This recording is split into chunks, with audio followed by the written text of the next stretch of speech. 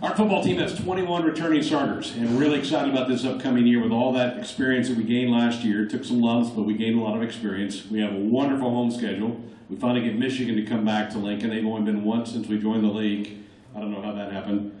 Yeah, I do. And Ohio State's coming in. It's going to be a fun year. So without further ado, let's bring him up, the head football coach of the Cornhuskers, Scott Frock.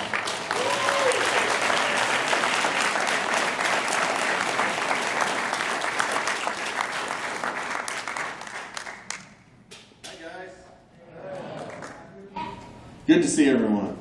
I got to tell you, usually when I'm up in front of people, there's way more people than this, so this is kind of small and intimate. Thank you for coming.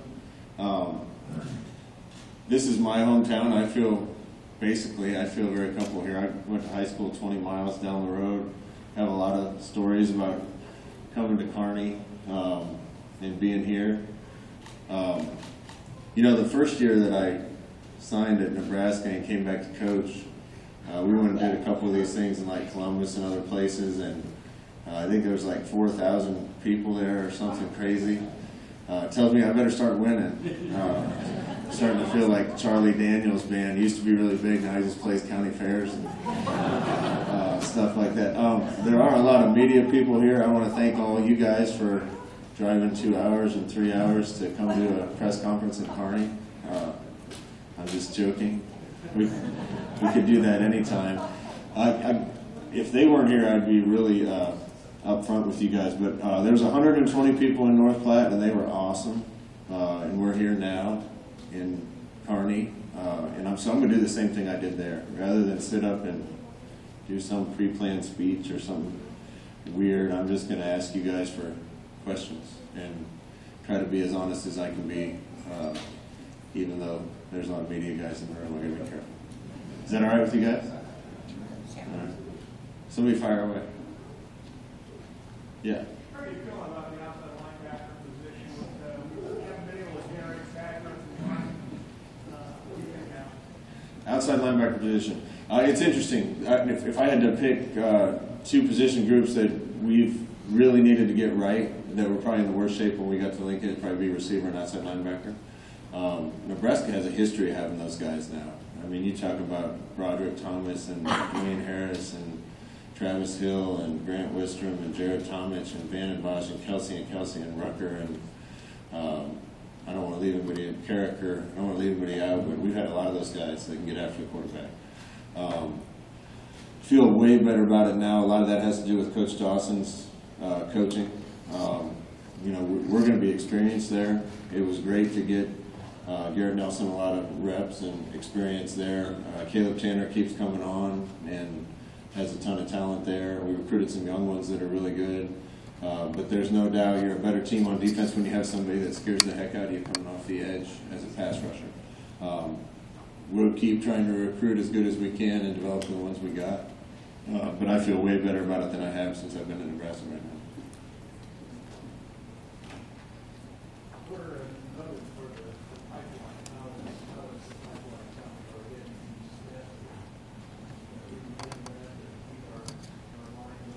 Okay, first of all, let me stop you. It doesn't all have to, I'm just going to put some rules down. It doesn't all have to be football questions. But if that's, I guess I am the football coach, so that's fine. I understand.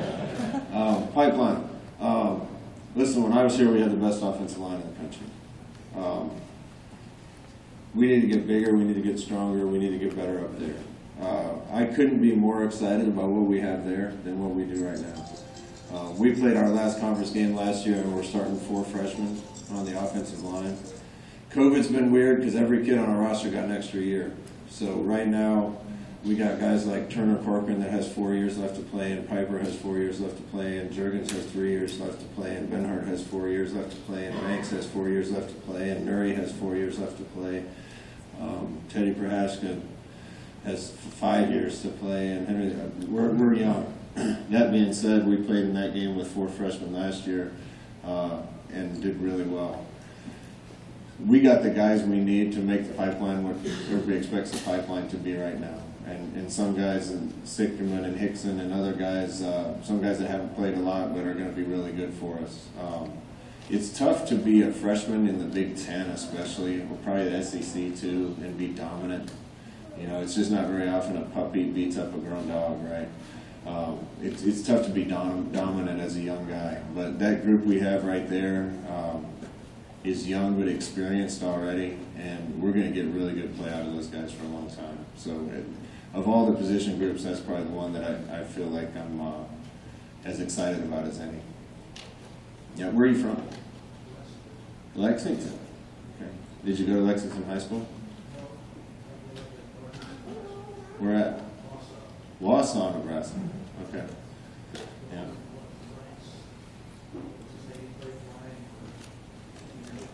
No, Callahan, where are you at? Lance from Wausau, Nebraska, played at Nebraska. Trivia time. Lance Lumberg? Lumberg. Yeah, was he from Wausau? No. Yeah, anyway. Gotcha. What's the R for? You're from Ravenna?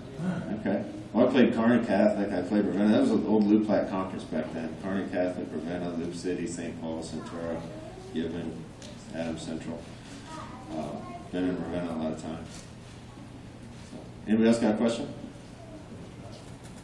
I know a farmer. He works Wood River, worked Wood River.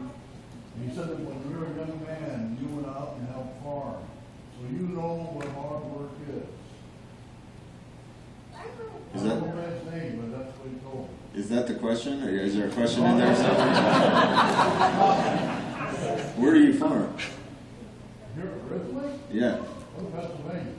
Oh. Then they work, that's Florida. Do you farm here now? Of course, I was in Texas, California, Vietnam, Thailand, back to New Jersey. So, Are you sure you weren't a football coach?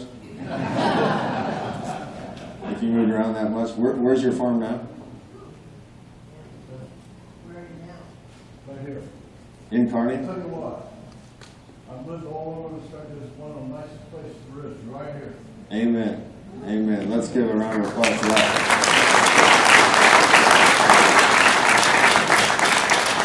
So I'll go off on a tangent about, what's your name, by the way? What's your name?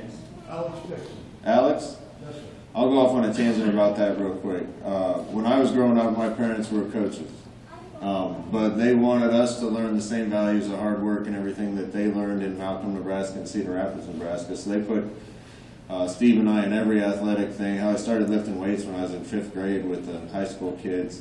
So I knew about that kind of hard work, but Mom tells stories about growing up in Cedar Rapids that would make people shudder on farms. I'm sure you know some of the same stories, but pulling rats out of the corn crib by their tails and killing them, and they didn't have enough bath water for everybody to take a bath, so they'd all take bath in the same bath water, and Mom would go first because she's the youngest, right down to her dad, who's my grandpa, that would go last, and by the time he got in the bathtub, it was brown with soil. Those are kind of some of the stories that make Nebraskans Nebraskans. I think my parents wanted me to experience some of that, so Dad started making me work when I was in 7th grade. Right when I went to junior high, my first job was in McCook when we were living there, and I worked for a company basically taking carpet out or laying sod outside. And then when we got to Wood River, the farmer's name you're talking about was Leonard Speece. His son, Steve Speece, was in the same class as me at Wood River, and he paid me to work there, but I'm not sure Dad didn't give him the money to give to me, so that I had to go to work on the farm. But it was, it was moving hay, either by hand or with a fork on the back of a tractor, and it was pulling weeds out of bean fields and putting in fence and a little bit of irrigation pipe. And I'll just tell you this, how I feel about it is my son's going to do the same thing, because some of the lessons I learned doing that have helped me in everything I've done in life. So I just want to touch on a couple things with Coach Lynn. I've gotten to know him really well this off season because he's helping us right now. He does some things that I watched tape of and was really impressed by, and I'll be honest with you, getting to know him is going to make us a better football team. So you guys got a cherry of a coach here at Kearney. They're part of the Nebraska school system too, UNL, UNK, and UNO. Coach is from New Mexico originally, and like every coach has moved around a bunch. And I asked him, we were just on a trip together 2 days ago to go learn a little football somewhere else, and I asked him, where his favorite place he ever lived was, and he said Kearney, Nebraska. Honestly, so he feels the same way about our home as we do, and you guys got a good one right here at the university in town. So. Why don't you talk? I talked a little bit about the NIL and the image likeness. Talk about the pros and cons of that. Just coming down the road here briefly. Everybody know what NIL means? You do? No. You don't? I don't either. So can somebody explain it to me? Name, image, and likeness. Yeah, pretty much it's just money. I can touch on it a little. I don't know that my opinion matters. Back in the day, I said the same thing to people in North Platte. If Eric Crouch was at Nebraska, starting quarterback for 3 years, the university probably made several $1 million off selling Eric Crouch memorabilia and number 7 jerseys. Probably not fair. That's probably exploiting a young man for who he is, and he can't go outside the football building and earn any money off the reputation and notoriety that he's gained. That's why we are where we are. Our players, nobody's sure what's going to happen with all this, but that's why this is starting. So our players are going to be able to profit off that. It's exciting in that I think Nebraska, because of fans like you and the passion toward Nebraska athletics, not just football. We got baseball players that I think will do well, and basketball players that I think will do well, and God knows how much money Lexi's son will make when she can start doing things. So it's going to be probably as big a benefit for Nebraska as anywhere in the country because of people like you. It's also going to be really hard to manage. We're going to have people coming at our guys, making them offers. I'll tell you this, I'm worried about somebody's making money and our kids don't even know what the IRS stands for, much less what they do. And if they're making a bunch of money, we need to make sure that they're withholding money to pay taxes. We're going to have people coming at our kids. It's going to change the landscape of college sports a little to me. If a kid's a really good player at one school and not making that much money off the field and he thinks he can go to a different school and make a bunch more money with the new transfer portal and being able to transfer without penalty, it's going to turn into free agency in college football and college sports to me. I'm a little bit of a old-fashioned maybe. I love the purity of college football, of amateur athletics. It's changing. Nothing, in my opinion, is going to do to stop that train from keeping on down the track. So all we can do is try to adjust to it as well as we can. But the positive is I think Nebraska athletes stand to benefit from it as much as anybody in the country. So thank you for that question, sir. Where are you from?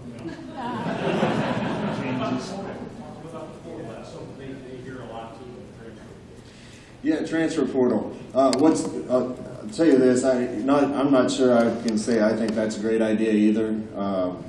I see both sides of that though. If a young man or lady thinks that they should go somewhere else and continue their education somewhere else, and to have a ruling body say that they can't go get a degree where they want to get a degree and be where they want to get it, it probably isn't fair. The flip side of that is it's going to be hard to manage too. Our transfers and everything gets a ton of attention around here because everybody knows everything that happens. I think some of these guys have spies in our building or bugs or something. I don't know. Sean, how do you do that? We're just, we're low key here, so I can ask the question. We have a login. What's that? We have access to the portal. We can see it. Oh, yeah. You're always ahead of me. I didn't know that.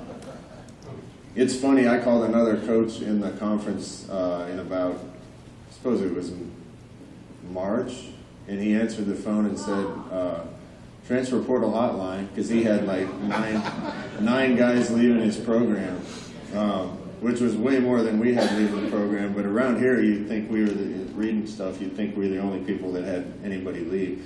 I'll tell you this, the ones that we still have in our building right now are the ones we want. There's some that are going to leave programs that the coaches at those programs are probably glad they're moving on somewhere else for either off the field things, or they're just probably never going to play at the school they're at. There's others that have other reasons to leave that maybe you want to keep. But at the end of the day, for everyone that leaves, you get another one back. I think everywhere, fans at every university probably think it's happening to their school the most. It's gonna change everything about recruiting. There's one school in the country that didn't sign one freshman out of high school last year. All they signed were transfers and a few junior college players. It's going to change the way recruiting works. We're just going to have to ride with that wave too. And at the end of the day, I love some of the kids we got back in the portal. We got a linebacker from Northern Iowa that I think is going to help us a ton. The right kind of kid, the right kind of person, the right kind of player. We got a slot receiver from Montana that I think is going to make us better than what we've had there.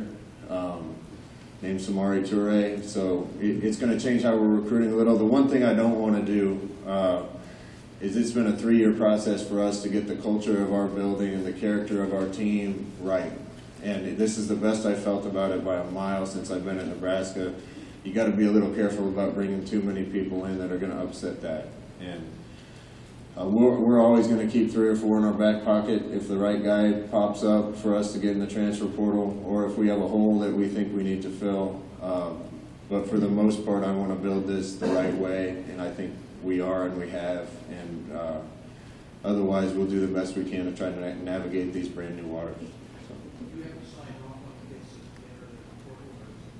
Not anymore. They used to have to come get a release from us when they entered the portal.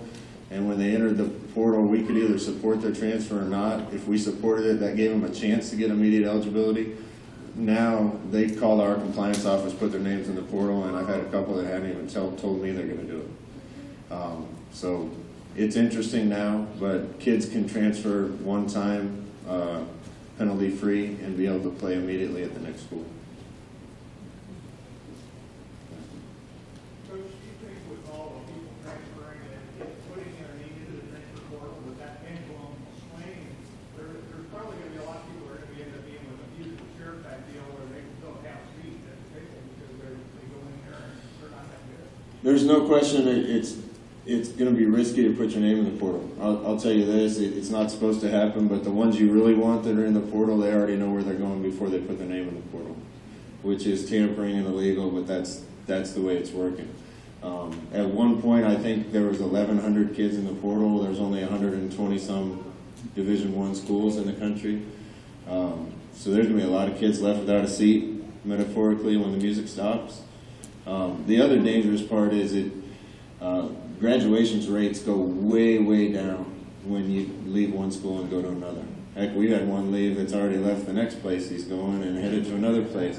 And that's the biggest, I think the biggest thing that's going to get hurt is if kids don't get their college education because they're transferring around trying to chase a little better situation from a football perspective, that affects their life. And I don't think the pendulum will swing back, though, because every kid that leaves any program thinks they're going straight to Nebraska or Alabama. And the reality is most of them aren't. We've had some leave that have wound up at places that, I guess the right way to say it is Nebraska's a way better place. It would have been a way better place for them. They end up in, my opinion, lesser places. But every kid thinks they're going to get the same interest or more than they got coming out of high school, and it just isn't true. So a lot of those kids are getting bad advice, bad leadership from other places, and buckle up, because this isn't the last time you're going to see all this stuff happen. It's just going to keep happening. Yeah. Talk a little bit about the college football playoff. You should be part of the media, because that's one of the questions they ask me. Yeah. I think it needs to expand. College football playoff needs to expand. That's worth a prize. That's a good question. Yeah. You get free tickets to my kid's 4th birthday party next year, too. I'll even let you swing at the piñata first. It needed to expand, in my opinion. I don't think 4 is enough. I'm kind of surprised they're zooming right past 8 and talking about 12. Part of me thinks it's because the organization running this whole thing doesn't want to do what anybody tells them they should do, and they want to go do their own thing, so all of a sudden it's going to be 12 instead of 8. Doesn't make any sense to me. I'm talking fast, but kind of intentionally. They talked about not wanting to expand to 8, and one of the reasons was too many games, too much time. Well, hell, if they go to 12, some of the teams are going to play 16-game seasons. That's a lot for a college football player. My opinion matters 0, but I think 8 was the right number. 5 conference champions, 3 at large. That would give a group of 5 team a chance. It would. And the cool thing about that to me is, take last year, if Northwestern would have upset Ohio State, they'd have been in because they're Big Ten champs. Well, Ohio State would have got in too. 12's a lot. I imagine 12 will go to 16 if that's where it lands. But doesn't matter what I think. We just got to do our best to try to get in it.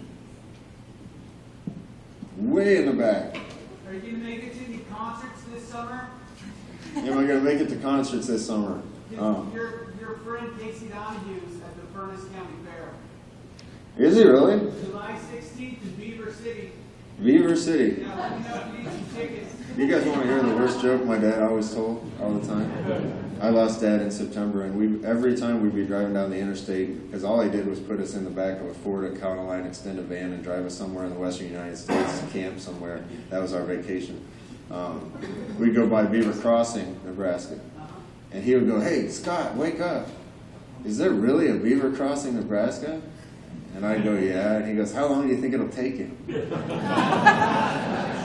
Every single time we went by, you probably heard that one, but Casey's become a good friend of mine because it was kind of public, but I've always liked his music, and I play it at practice sometimes, and somebody posted online, and he sent a message to me, and every time he's around, I go see him. So. You had your hat on at Nebraska Land Days a couple years ago. Did he really? Yep. He got a ranch just outside of Fort Worth, Texas, and he wants me to come down and hunt hogs with him one of these days, so I'll probably get around to that. I have some good hunting stories from the Platte River, not far from here, too. What was the question? Concerts. Well, Garth Brooks is going to be in our stadium in August. That was really smart by our administration because it's going to be packed, and it's going to be hard to say we can't have a packed stadium for a football game if Garth Brooks sells it out. So I'm excited about that. I actually get a box as the head coach. I've never been in it in my life because I'm always down on the field, so I don't even know where it is. But I'm going to find out because I get to sit in it and listen to Garth Brooks. So I'm looking for. Anybody going? Let's go. Let's go. Well, if you guys know where my box is, because I don't, turn around and wave. Davison goes in there and eats free food every game. Davison eats my food? Yeah, what a jerk. You got a question?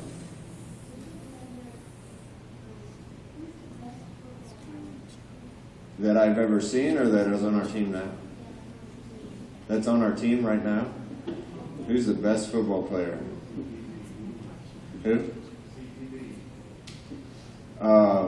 That's an easy answer. I think Cam Taylor-Britt has a chance to be a really high draft pick next year.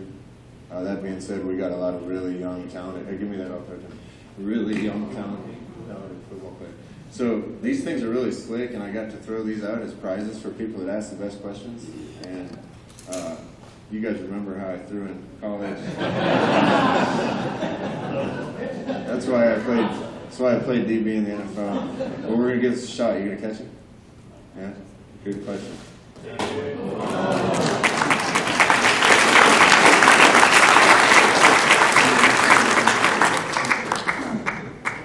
You have a friend going to work every day, Scott? Remember when he came out here, I want to tell what kind of guy this guy was. First of all, remember when he came back here from Stanford? Wait, are you going to talk about how good a guy I am? Do you want the microphone? Because I remember, you were also Arizona State, but then you went back to Washington, and that's all the stuff you took, and we won that game, and you went back to the crowd with number 1, and you could have done the other thing. Wrong finger? Yeah. When you came out here for us when you were playing for the Jets, we raised money, and we let them roast you with Aaron Taylor and Aaron Graham. That was you? I'm still mad at you. I can tell. Where are you from? Here. You're from here? You sound like Coach Osborne. He says Missouri and Washington. And you said Washington. Yeah. What was your question? Did you have one? Well, I just, Unless you're going to keep talking about me, I'm really going to give you the all, question. the stuff you're going through, it's a tough life. Yeah, am I still having fun? Yeah, absolutely. These 3 years have made me old. You know, we took over a program as coaching staff 5 years ago at another place that was broken. We got it fixed really quick. Kind of things just fell together. And the minute we had a good season, we were out there and taking on another one that needed to be fixed. This place was at probably in more need of help than the last place I was at. It's made me a little bit old prematurely these last 3 years. It's been a lot of hard work, but we're really, really close right now, and I'm excited about it. You know, I grew up with 2 coaches in the household, and it's just the way it is. If you win on Friday night, everything's great all weekend, and if you lose as coaches and coaches' kids, then life's miserable until the next Friday. That's, unfortunately, it's a binary business, and that's the way it is. I will tell you that once we get this thing turned around and winning the way everybody's proud of, I'm the luckiest guy in the world because I get to do what I love to do in my home, around my family, and people that I care about, and the state that I care about. So I'm having a heck of a lot of fun. I'll have even more when we're beating people. Thank you. Did Adrian Martinez say the same thing as him? Adrian? Adrian? I love Adrian. Adrian has enough talent to be the best player in the conference. You know, the Rutgers game is a good example. He was 24-28 for 270 and ran for 100 and something. Had 2 incompletions, 2 interceptions, and 2 fumbles, and about 2 bad reads. We can just eliminate those. He's going to be as good as there is. He knows that. We know that. Freaking great kid. There's a lot of pressure. Let's play a little game here. Raise your hand if you know the quarterback's name at Nebraska. Raise your hand if you know the head coach's name at Nebraska. Okay. Raise your hand if you know the governor's name. That, to my point, the 2 best jobs in this state and most glorifying job in this state are head coach and quarterback. The 2 biggest pressure jobs in this United States in this state are head coach and quarterback. I've lived both of them, you know, and I've been the most hated and most loved guy in this state probably a couple times. Adrian came in and had an unbelievable freshman year because he's super talented. He's a great human being. Second year, we didn't have probably good enough talent around him for him to shine as much. If you ask him, I think you would tell he got a little, probably read his own press clippings a little too much. Then things started to go not as good as he wanted that year, and then the pressure comes and the criticism comes, and he's probably too hard on himself. What I really like about where he is right now is he's kind of comfortable in his own skin, where he is, who he is. And just that sense of peace that he has, I think is going to allow him to play the way that he can play. I love being around him. He has a chance to come back for 2 years if he wants to, so hopefully NIL keeps him around and our success keeps him around, and he's just a fantastic kid. I love being around him. How's our graduation rate? That's a great question. Give her a ball.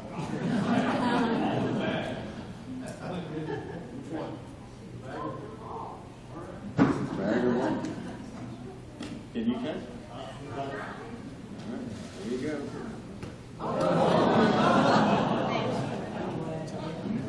Do not let him keep it. We have a 96% graduation rate in our athletic department. 96.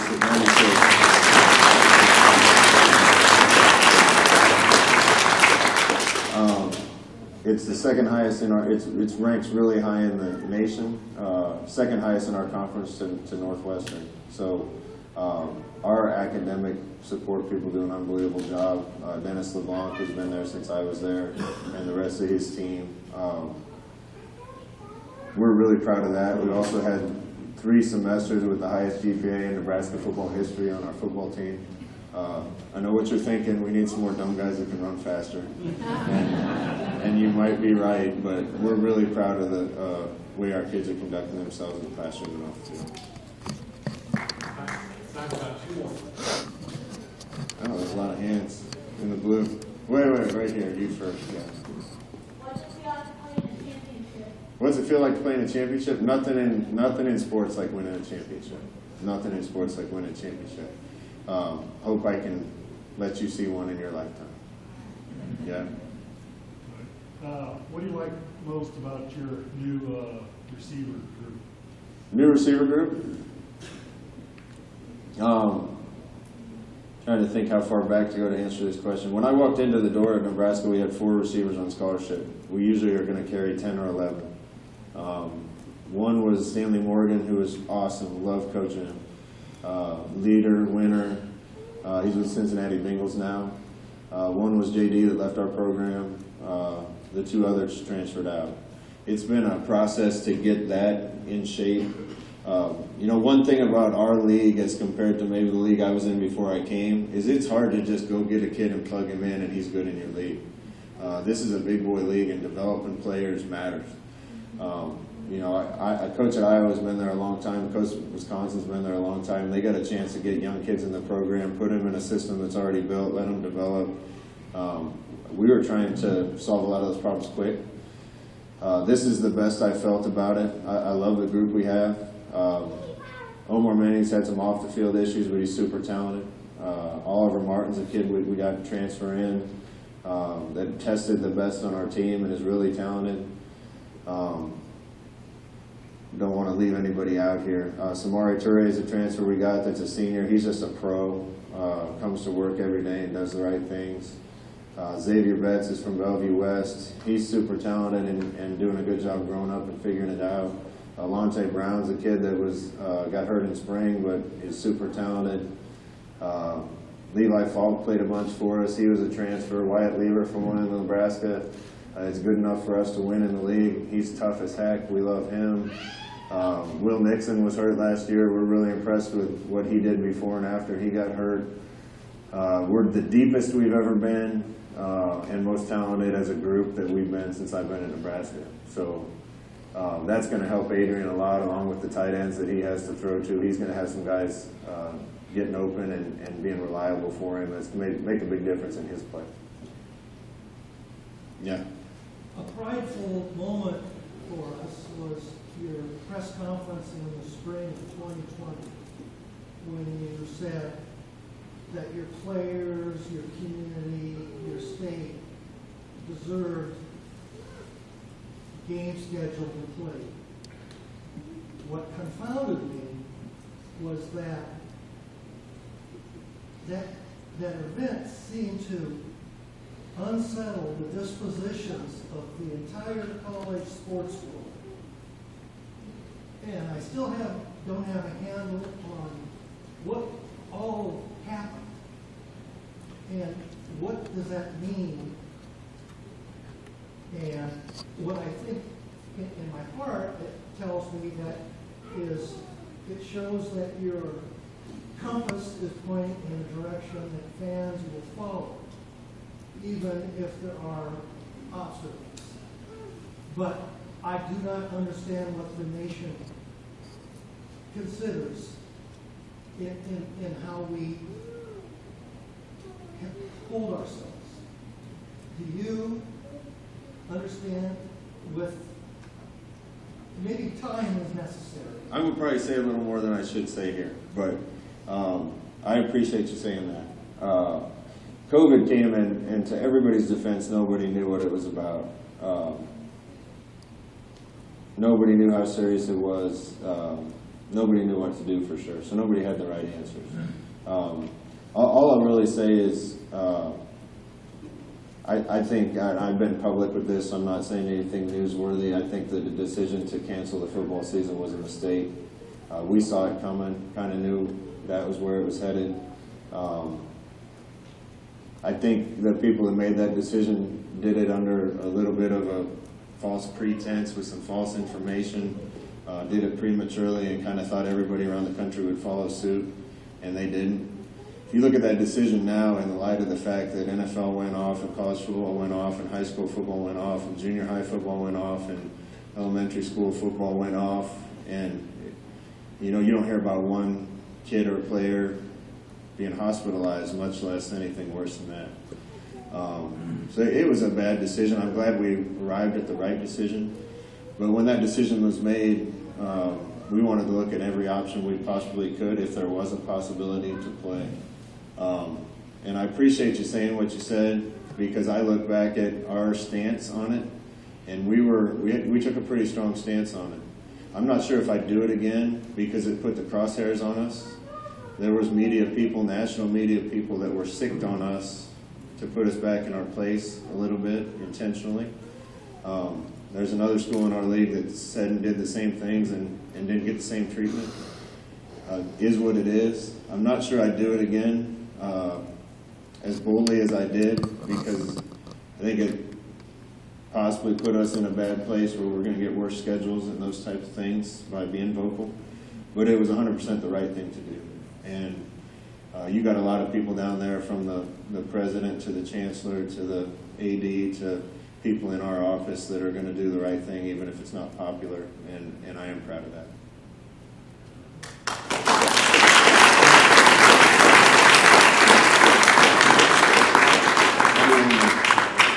One more, anybody? Right here. Is option football, Smash Mountain football dead forever, or is it got to come back someday? Option football? It's funny you should ask. Coach Lynn, stand up again. There he is. Hey, option football isn't dead. Let's go. I know it's not dead here. The UNK Lopers do an unbelievable job of taking a lot of the concepts and ideas that we used to do when I was playing at Nebraska from under center and turning them into shotgun kind of modern football concepts. I think what he's doing, a lot of the things he's doing is brilliant. A lot of the same things that conceptually that Coach Osborne was doing a long time ago. And I'm an option quarterback at heart. That's what I did. It's a dying breed. It's me and Eric Crouch and Tommy Frazier and, D. Dowis from Air Force and Jamel Holloway from Oklahoma. There's no jobs for people like us, but there is a place for it in college football. And I don't think it's dead. It's a great question. Guys, thank you so much for coming out. Really appreciate you. Really appreciate your support. See you at the Garth Brooks concert, but more importantly, we'll see you at Husker games this fall. So appreciate it.